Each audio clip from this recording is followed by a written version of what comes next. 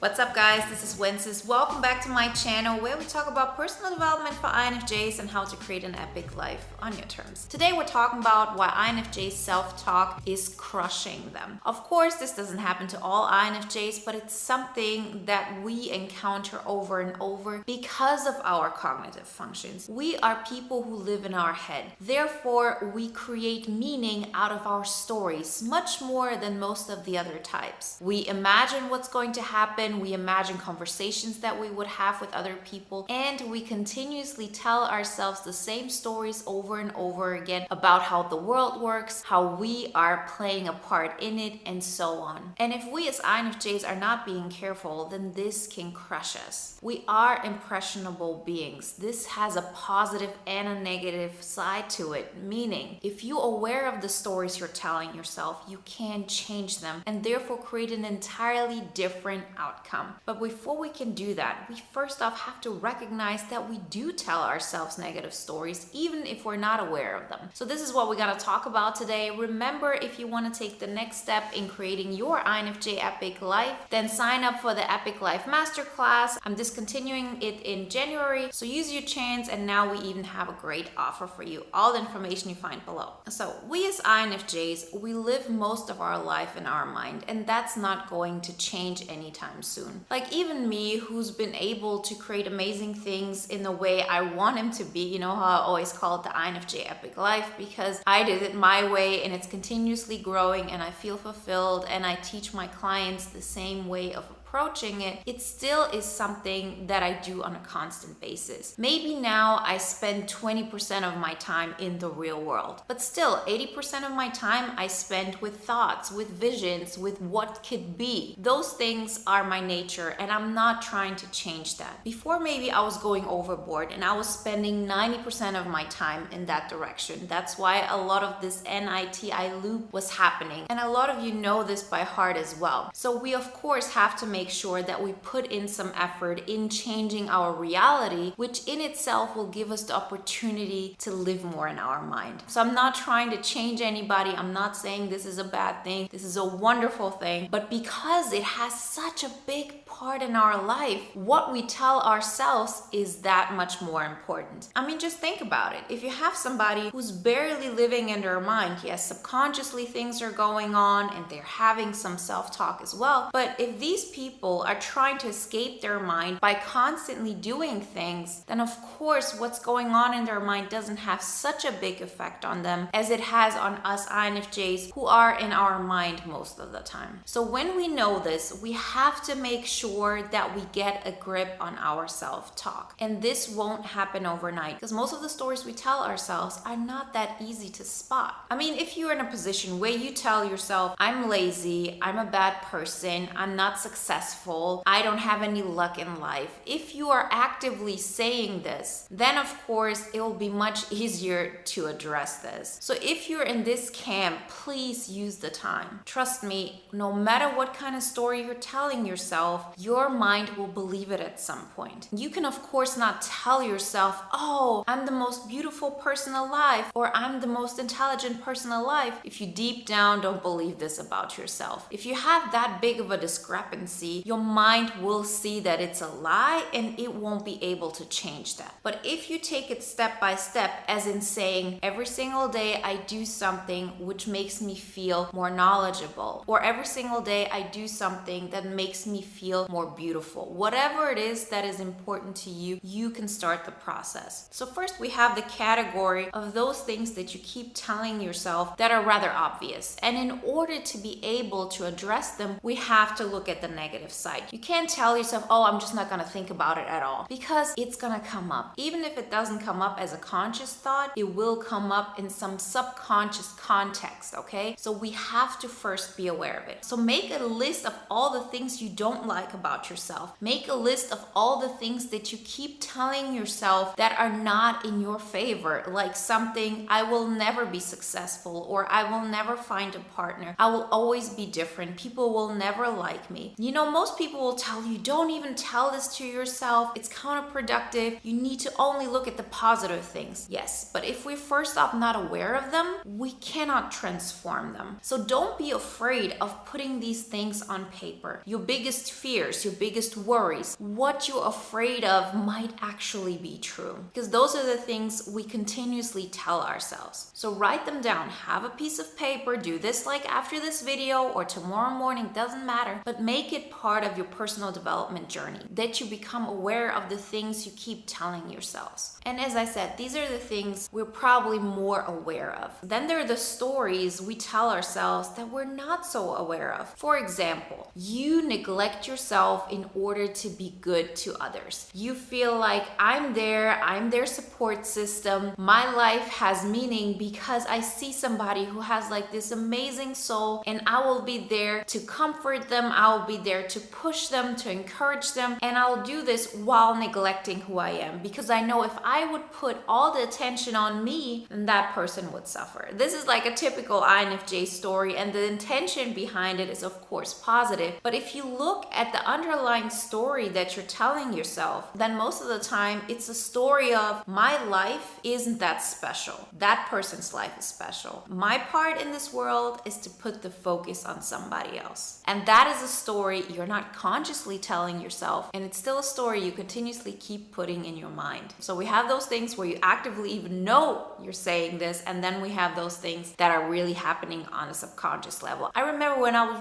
really not in a good place and I was suffering and I felt the world is crushing down on me, I still felt like I love myself. I still felt like, okay, if I look at all those people around me that I want to help, they don't love themselves. So I'm going to give myself up in order for them to see their worth. So on a conscious level, I was telling myself, yeah, I love myself, but the subtext, the subconscious story was, you're not worth it. You focus on somebody else, because focusing on you, putting yourself first is not worth it. You don't need that. It's not even a necessity. Why would I even want that? We have learned by now that putting ourselves first is a necessity if we want to create abundance, not just for us, but for the people in our life. We have to make sure that we are our best, that we feel our best, that we are full of energy, and then this energy affects others. So we have to create a new narrative. We have to create a new story. And since we're INFJs and we have the capacity to be impressionable, how I always call it, we can use this to our advantage. You know, some people, they might tell themselves stories over and over again, and they cannot allow this to affect them.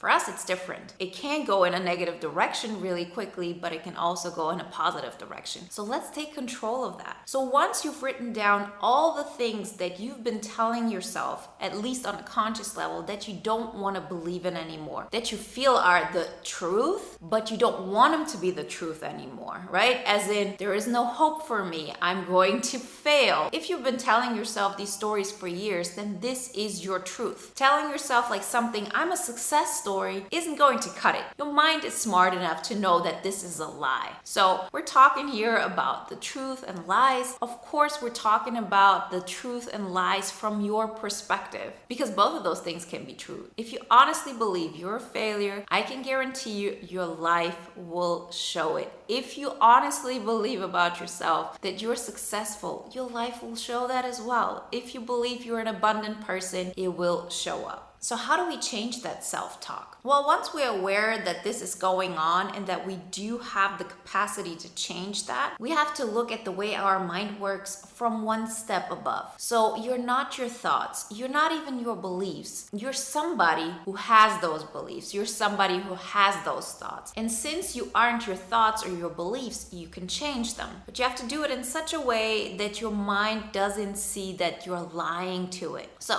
again, let's take that example of failure and success. If you honestly believe you're a failure, telling yourself you're a success story doesn't really work. But what will work is that you say, what are my goals for today? And I'm gonna set them up in such a way that I'm able to crush them. I'm able to make it happen. That's why I always tell you, don't put these like big tasks in front of you that you won't be able to manage because you haven't been able to manage them in the past either. Put something on your goal list which is achievable. Remember, Remember, SMART goals, meaning you have a specific, measurable, achievable, realistic, and time-bound goal. So let's say you want to get a better job because you know that you've been staying here and you haven't been appreciated. Like, I've had this conversation with so many of my clients and so many other INFJs that I've talked to, and they continuously tell me all the jobs outside of there, they suck just as much as the job I have now. I won't be able to do something which brings me satisfaction, which makes me feel appreciated, which also pays me better. These jobs don't exist, and people honestly believe that, or they believe they won't take me, they want rather somebody who's da-da-da-da-da. These are stories. And these stories will become true because you believe them.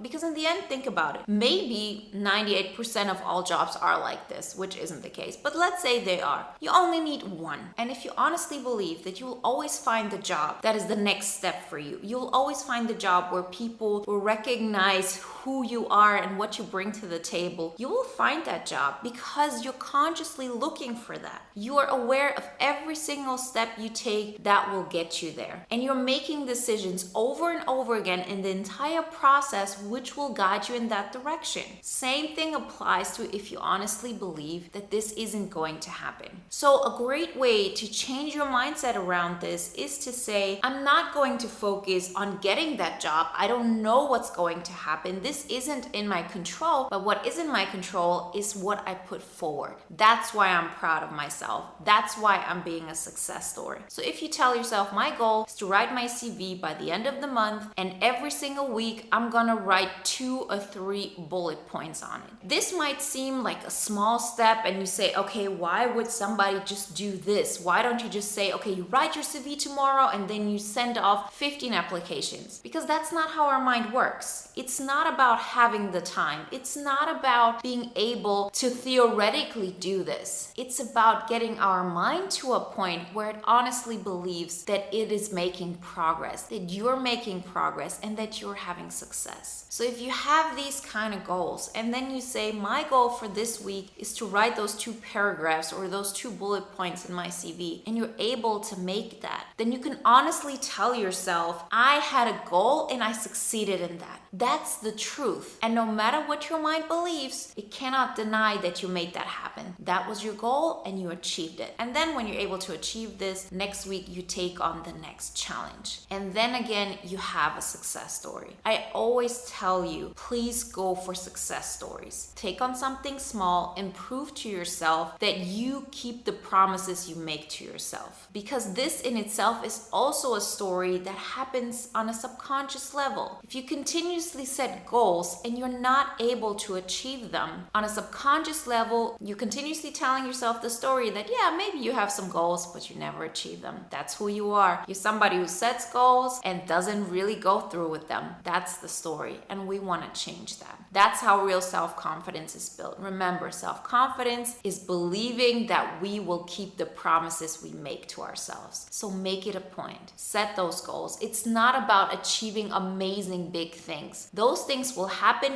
once your mindset has adapted. For now, we want to get your mindset to a point where it honestly believes in your goodness, in your capacity, in your power. So make it a point this week. Take a piece of paper and a pen and write down what negative stories you keep telling yourselves. And then take it from there. What is a story you can tell yourself that is going in a positive direction that you honestly believe? Don't go overboard as in saying to yourself, oh, I'm all popular, if your biggest fear is that you're unpopular. Your mind won't believe it. The next great step would be to do something which makes you like yourself more, and to keep telling yourself the story of, today I did something which made me proud of myself. Today I did something that made me feel better about myself than yesterday. That is a story you can believe. And when you continuously tell yourself these stories, it will become your new reality. It will become your new normal and the way your mind operates. Do it often. A great way to approach this is also to write gratitude journals. Every single morning, write down what you're grateful for, what you're proud of, and you'll see how it will rewire your mind. Use the fact that you're an INFJ. Use the fact that you can be impressionable. Rewire your mind and you will not believe the effect it will have on your life. I really hope that helped you and inspired you to take the next step in creating your INFJ Epic Life. Remember, if you want some more assistance in this, then check out the INFJ Epic Life Masterclass. And if you want to watch another video now that is in alignment with today's topic, then watch the video on the 3 INFJ traits that build confidence. Like always, guys, I wish you a wonderful day, a great week, and I'll talk to you next time.